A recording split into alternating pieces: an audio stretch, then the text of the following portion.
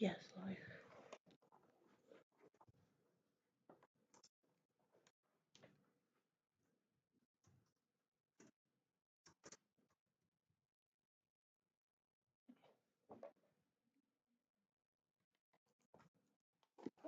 Yeah, good.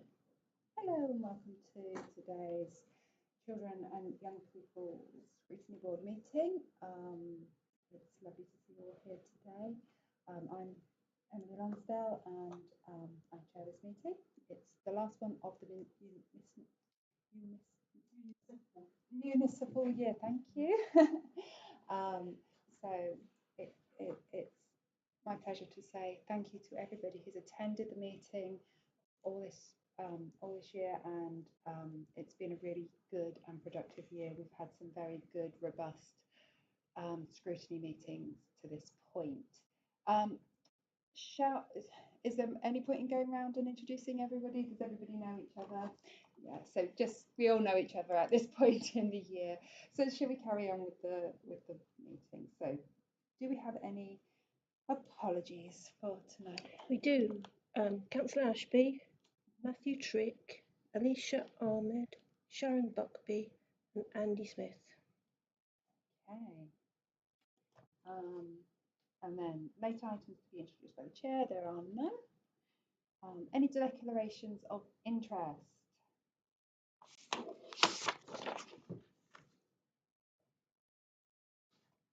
No? Great. Minutes from the meeting of the 17th of the 2nd, 2024.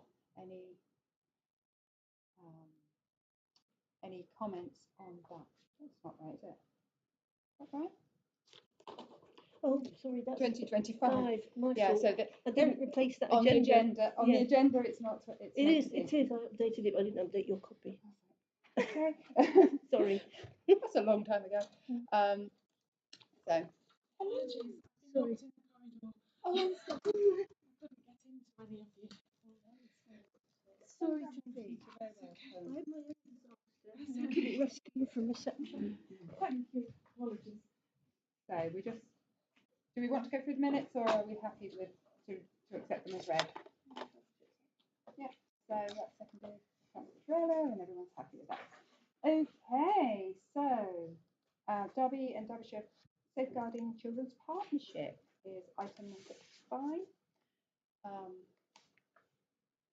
So you're here to present Catherine. Here it goes. Lovely. So, in your pack, you've got a copy of the Derby and Derbyshire Safeguarding Partnership Annual Report for 2024. It's 4 pages, so I thought what I'd do is just share some slides just to give you a bit of an overview of the partnership and just bring you up to date with some of what the partnership's been focusing on over the last few months. Just to explain, my name's Catherine Amelia, so I'm head of service for children's support insurance for the health children's care. So I represent the Derby City Council on quite a lot of partnership meetings. I'm also responsible for the business team that supports the partnership as well. So that's why I'm representing So this first bit just describes a little bit about the Derby and Derbyshire Safeguarding Children Partnership and actually who is part of that arrangement. So it's the two local authorities. It's a joint partnership between city and county. As well as Derbyshire Constabulary and Derby and Derbyshire ICB, Integrated Care Board of Health. And they're the core statutory safeguarding partners who are required to make up the partnership. As well as those organisations, there are a wealth of providers that are part of the partnership as well. So 569 schools across the whole of Derby and Derbyshire are absolutely central to safeguarding children across the area. And then lots of different services, so some examples there, so early years and childcare providers, a whole range of health providers, so maternity, health visitors, community-based health, and probation and voluntary organisations and independent sector providers. So this describes the functions of the Safeguarding Partnership. So this is what's set out in Working Together 2023, which is our governance document and the expectations there of the partners, so Derby City Council being one of those partners. So it's the responsibility of the partnership to get an accurate picture of how effectively priority services are being delivered in the way that they safeguard children and young people. it's to advise the statutory safeguarding partners, and I'll talk a little bit in a minute about who kind of sits where, about what the key challenges are around safeguarding and what the priorities are and what we really need to focus on locally. It's the responsibility of the partners to coordinate a joint multi-agency strategic plan, so really thinking about what do we need to do and how do we deliver that, and how do we as a group of safeguarding partners and delegates, so some of those other organisations, work together around delivering that plan. And some of what's in the report tells you about some of the work that's been happening around that. And also, really importantly, overseeing the quality of practice and outcomes. So not just the kind of what are we doing, but how effective is it? What's the quality of the work? What difference is the work making? I'm going to talk a little bit more about this in a minute, but over this year there's been a particular focus on referral and intervention thresholds, and that's because a new guidance document came out in 2023. So working together has been around for many years, but there was a very big revision to that in 2023. And so through some of the groups, there's been a lot of activity around the threshold documents and other key documents as well, which, as I say, I'll talk about in a minute. Really central to that is in Derby our MASH board, which is our front door, so the multi-agency safeguarding hub, and how the people who sit on that board and they're dealing with those referrals coming in day to day, linking with safeguarding partners. What's really important within the partnership is that we listen to the views of children and young people and families who receive the services that we provide. So what do they say about whether or not our services are making a difference, and what do we do as a result of that feedback? And there's a really key role in terms of serious incident notifications and serious cases. So where a child dies or is seriously injured and abuse or neglect is known or suspected, there would be a statutory review undertaken of that case, and any learning that comes out of that case we would apply. And then at the bottom there, so a kind of a digest of all of that then is included in an annual report that goes to, it's shared amongst the partnership with groups such as this one, and it's submitted to the National Child Safeguarding Practice Panel as well, so all safeguarding partnerships submit that report. You've just got a little diagram there which I won't go through it all, but I suppose what that does is illustrates the extent of the partnership really. So in the middle of the partnership you've got people like me who go to all the subgroups there, which is your kind of oval boxes underneath the executive board, and they're the people coordinating the activity. But actually what's essential is everybody that's in that what do you call it, honeycomb of agencies and organisations and people who see children and young people every day and are working with them on the ground. And so the partnership is kind of dealing with the kind of strategic oversight and driving some delivery, and then really linking in with those agencies to see how's that all working. I should say, if it's okay with everybody, I'll take questions at the end rather than as we go through. So as I've mentioned, the statutory safeguarding guidance was updated in 2023, and linked to that we also have a new national children's social care framework, and in both of those it really talks about those 5 areas at the bottom. So responsibility on us as partners to collaborate, to learn, to resource, and to mutually challenge and to include. So there's quite a lot in those really, but thinking as a partnership we've got to work collaboratively, we've got to learn from each other and learn from things like serious cases, but also learn from best practice. We have to put the resources in that are needed to safeguard children. When we talk about inclusion here, we're talking about making sure that we understand the needs of communities and that we're safeguarding all children and young people, and we understand what the differences might be for children depending on their background and some of the barriers that they face, and also that we mutually challenge each other. So whilst we want to work collaboratively, if we think that there are issues that need to be tackled between us as partners, that we're open and honest about those conversations. So they're the kind of underpinning principles that guide the way that the partnership works. You'll have seen there was a set of priorities in the report. The priorities have just been updated over the last few months. So there was a piece of research that was undertaken where all of the partners were asked to look at the evidence around what were the most significant issues that were affecting children and young people in the area, and that the partnership would then kind of take hold of those and drive forward activity around those areas. And so we contributed to that as a city council. We looked at the referrals that are coming into Derby City and the nature of those referrals and the issues that children and young people are experiencing. We talked with schools around what schools were seeing and hearing, and we looked at, there was police data around incidents that they were attending, and all of that evidence drew together that these were the three key issues that the partnership would prioritise and focus on. So that's not to the exclusion of the other issues, but there'll be a big focus around these. So domestic abuse, online harms and neglect. And so for each of those three areas, there's now a subgroup, so a smaller group of people that are looking at so a baseline data set, where are we now, what do we want to achieve, and what's the activity that will kind of make a difference there, really. There's quite a lot in there that's going to need to be done, as you can imagine. They're very big topic areas, and they're not mutually exclusive either. So, for example, with domestic abuse, we often see referrals coming with for reasons of domestic abuse, but there may be neglect as quite a significant issue there as well. So they're not totally separate, but it's to give that focus on and that, go into that depth really on each of those three areas.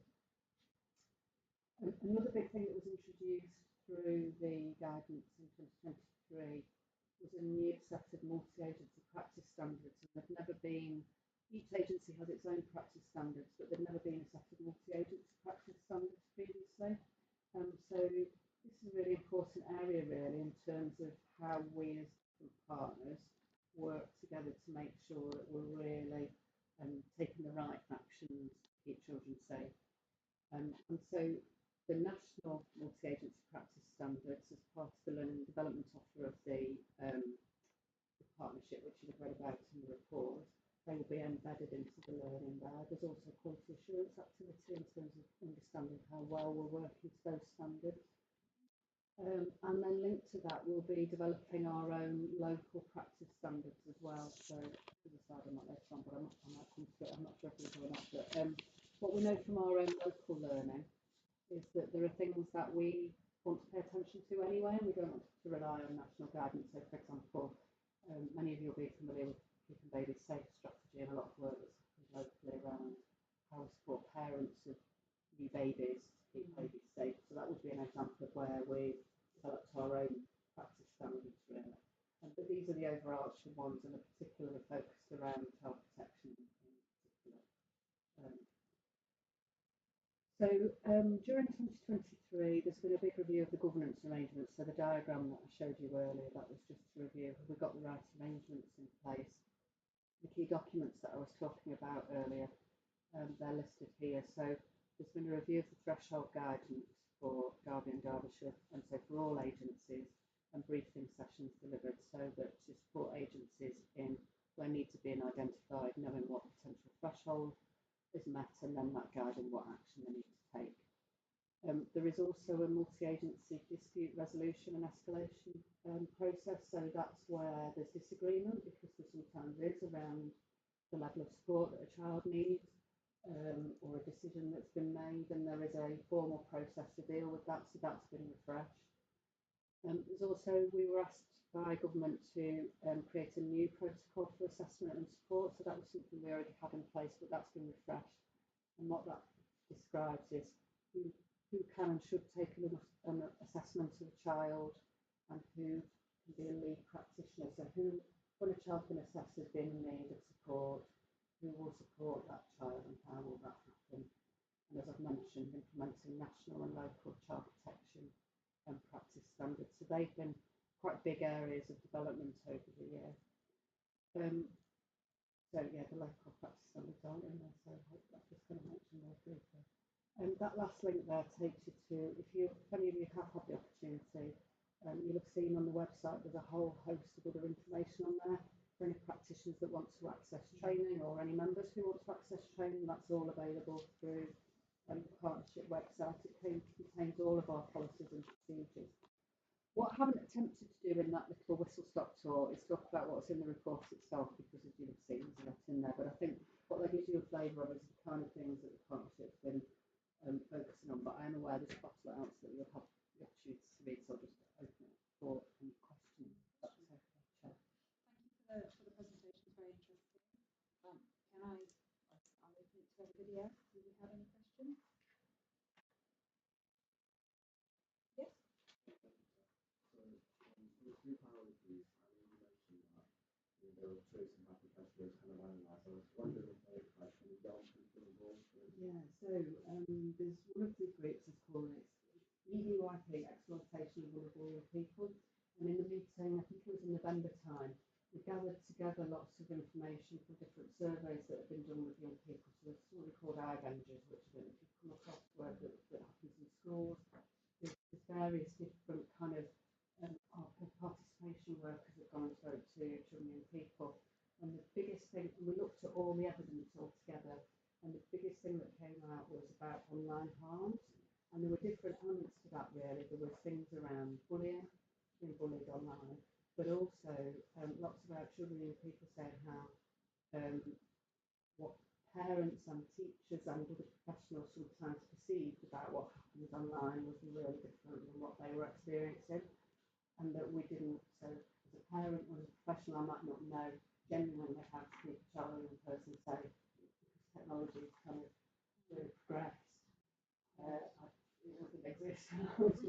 So yeah, so that was, and it was really quite. It really made us all sit up and think. So hence that was, and then what we took with that was feedback from the teachers on Scrutiny, Tracy, and just thinking about, that's something that teachers were talking about as well. And so that then became one of our priorities really. So, yeah.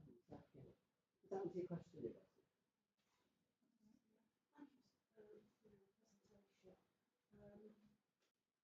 Following on very much from the question that was asked about priorities and the degree to which the voices of young people and their families perhaps feature in those priorities. That particular question is supported and corroborated by the report that that has been tabled. Page 5 of the report, the third paragraph down, it does state, I think, as an observation or recommendation or whatever the descriptor is, point 26, where it says here, moreover, it is general accepted that more needs to be done to capture and make effective use of the voices of children and their families in reviewing and developing service priorities and responses. The means of capturing focused use of this information must be a priority for 24-25 as an integral element of improving data analysis, priority setting, and effective intervention, etc. So clearly the person that you've got to undertake the review with respect to this area saw getting the voices or capturing the voices and thoughts of parents and children was integral. So are there any plans really? Because it does recommend for priority setting not to feature significantly. Yeah, so the way that that's kind of done at the moment is, so for example, within Derby City Council, we've got a participation officer, and then we've got two participation officers, one who works with all children and people, and one particularly who works with children who are looked after, children care. So those of you that are involved in the corporate parenting committee, for example, you would see that voices of children in care, that's a standard agenda item in that meeting. So anything that we're kind of considering doing, we'll be consulting with children who are looked after by the local authority. Similarly, any kind of public consultations that the council does, those two officers will specifically meet with children and people to talk about that. Each of the agencies have got their own arrangements around that, so we kind of rely on those different arrangements.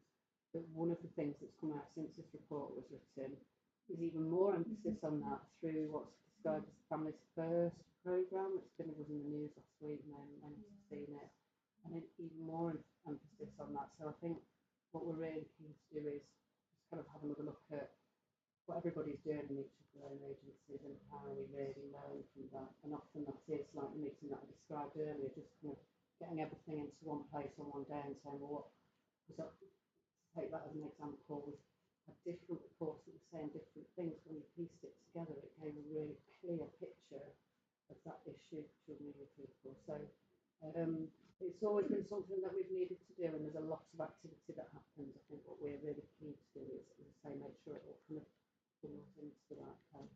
And that underpins, so for example, those three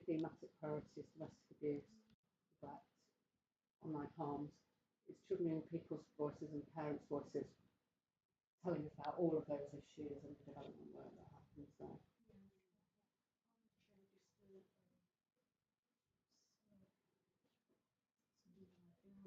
Is missing from this report that could be considered sensitive, and that's cultural elements. I mean, let's be realistic that children are situated in families, communities, and millions of cultures, how one may access children suffering or struggling in certain contexts. I know it's very, very difficult, and I think the drama that was much talked about called adolescence, that's been everywhere, that's discussed for the wrong reasons actually, in the sense it focuses on so-called white working class family and an adolescent at that age. I think the more significance of some of that depiction is about our notion of where trouble is and where problems are, and therefore we neglect or may not consider problems that's going on elsewhere. Very difficult to describe it without getting to present stereotypes. But we need to be mindful, particularly with respect to girls and young women. Yeah, entirely. One of the discussions that we've had, one of the challenges of the partnership is that it's because it's Derby and Derbyshire, that covers a huge area and a huge number of different communities. So we're all very different, with people from very different walks of life. So those children and people that we're safeguarding and supporting are all unique. And some of the problems in some communities, or depending on your gender or your disability or your experience, will be quite different. So entirely echo the point that you've made. I think one of the things that we're really keen to focus on within those priorities, and sorry, you won't have seen the data, but really trying to get to underneath different experiences for children and people and families who are experiencing domestic abuse, for example, or if you're a girl or a boy who's experiencing domestic abuse. So, because it's not the same for everybody, and that means that the responses that we have to give have to be right for that child and that young person. But that's, yeah, there are real challenges there. Thank you for raising that.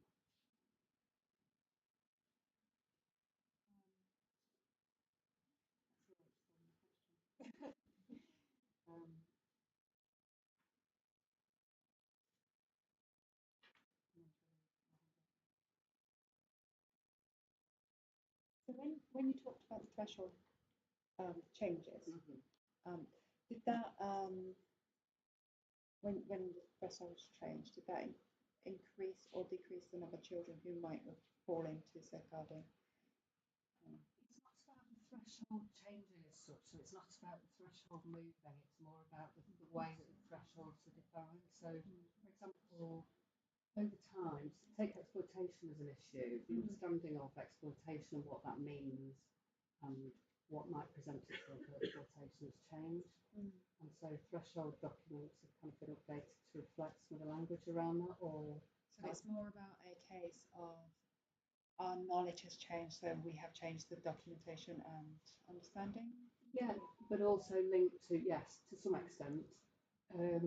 So yeah, there are far more issues, I would say, now that are described within the threshold document than there was, say, 10 years ago, because our understanding of the things that, so online harms everyone. Yeah, well, it didn't exist. Yeah, so we did. It definitely did 10 years ago, maybe 20 years ago. Yeah. So to try and encapsulate some of that, I think it is also true to say that complexity that families, we were just talking about this morning, complexities that families experience seems to be more pronounced. Or again, perhaps we know and understand more about the things that families are experiencing, so it's to try and kind of enable people to think together around what that means and what the right intervention is for that child and person or family. So it's use knowledge basically, and understanding, but that doesn't narrow the field, so a child won't fall outside of because they don't meet a certain criteria. They can still be included. Yeah, so the threshold there's a common misconception that the threshold document is a threshold document for the local authority. It is a threshold document that's supplied by the local authority to say whether a child will be will be supported by the local authority, for example, but it also determines a threshold for levels of need for any agency, if you like. So, say for example, help. So the intention is to ensure that the child receives the service at the right level at the right time. So that may or may not be children's social care. And it's getting the right interventions in the right places. Yeah. Okay, cool. That's interesting. All right. Any other questions? Well, thank you, and thank you for the very in-depth report. It was an interesting read, certainly. I can't take credit for the report itself. It was written by a former colleague of mine, Mark Sobey, who some of you will have known Mark as the partnership manager for many years. He's now retired. He retired in January. So I'm presenting on Sue Ann and Mark's behalf. Well, if I speak to him, I shall pass on your thanks. Thank you, Sharon. It was good. So we shall note the report, and is there any other things that people wish to do? No. Okay, so let's move on. So, work programme. Well, we have come to the end of the year. We have some things in place ready for the next board to take up. Yes. Are they ready to roll for the next meeting? Because that was a consideration from the last 2 years, is that we need them to be ready to roll for whoever is chair the next time, because it's so soon after the AGM, the next meeting. It's one of the first meetings, so having a and I think it's only fair to have something ready to roll. And go. Even if they say no, actually we don't want those, we want those later in the year. I think at least it's on there. They've got they've got an option. Okay. Yes. I'm sure they can bring something on storage through to the next. Yeah. I know that information is available. Could I add to one of the discussion we had in response to the presentation and the review report? Perhaps we add talk about social media. Yeah. To that Brilliant. That's a topic, so that we can get some sort of considered. There's lots of research going on, and in terms of how not just to problematise it as such, but to see whether there is an impact of how young people are able to navigate the sorts of narratives that they get from that way of receiving information. Yeah. So it could be positive, it could be negative, but getting a sense of what's going on there. Yeah, I mean, ultimately that particular box is open, and that worms, those worms are everywhere. Yeah. We have to learn how to navigate it. Yeah. So. Does it actually fall under the remit? Does it fall under this remit? Because it's could be communities. Social media. Yeah, because it's harm, isn't it? It's rather than CWOD, children, young people, and they deal with the communities. I mean, if it doesn't fall into this board's remit, we can't really take it. It'll have to go to communities, and I could approach Councillor Ear and ask if he would be willing to do a joint meeting. To take it. We have tried to do joint meetings in the past over dentistry, previous to your election on the council, right? And it was not well received by the council. It fell into the adults and health scrutiny board because it's health, and that was their focus. I do understand that, but I think to reiterate what I'm saying, I'm not particularly taking a view as to whether it's just about harm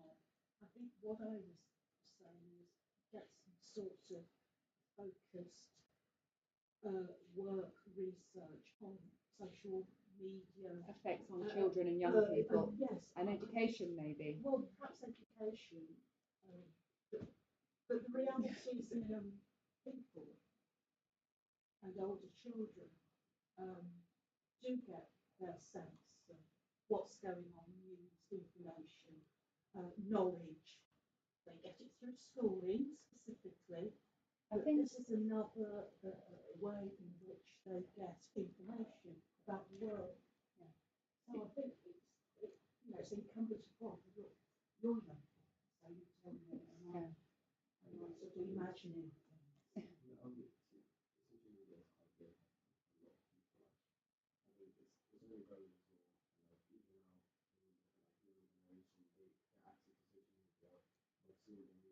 Yeah. First time I had social media was like year 10, but now my little sister is in not even in year 6 yet. She's got social media. To be honest, I'm surprised by that. I mean, like when I was working in my youth cafe over 12 years ago, young people were getting on there age 13, but but yeah, even younger.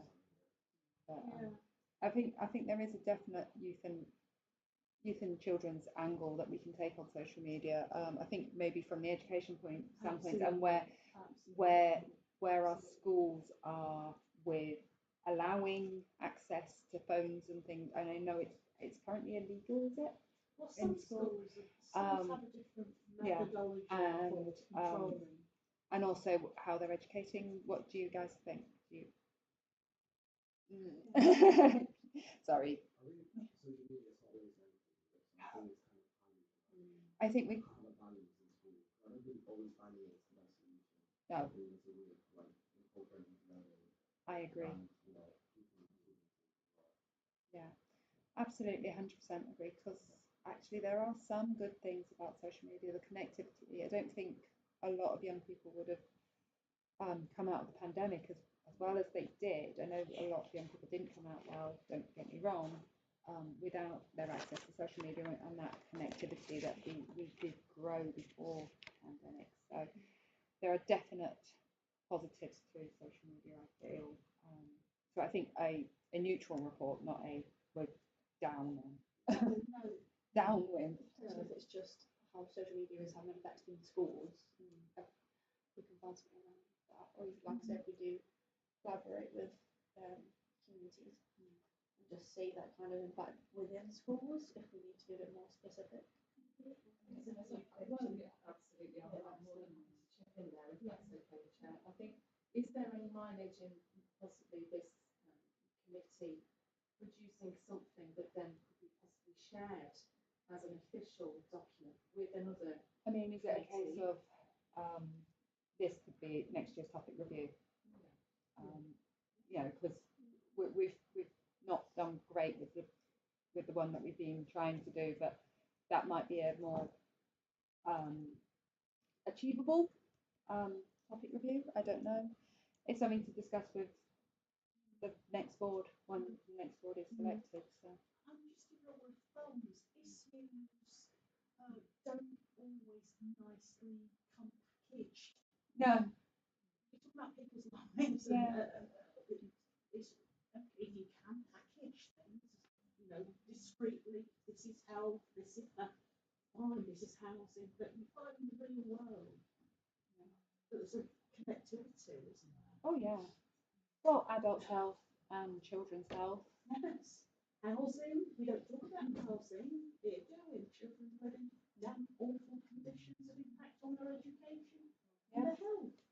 Do not have access to the internet, do not have access to phone lines, do not have heating, food, all these things which we know. As we are aware we have some incredibly deprived areas in the city. Well, as I said, I keep saying to every meeting I get the opportunity to say 50% of the children in my ward are living in poverty or housing. It's not good. So, okay, we will take that forward, won't we? I'll certainly check it to make sure. Yeah, Make sure we can package it into. If everyone is happy, well, Very finally, to our youth mayor and deputy mayor, thank you so much for being here and attending these meetings. You have done a wonderful job this year, and you are spectacular young people, and we're so glad that you have been with us. So your contributions have been wonderful. So thank you so much for that. Yeah.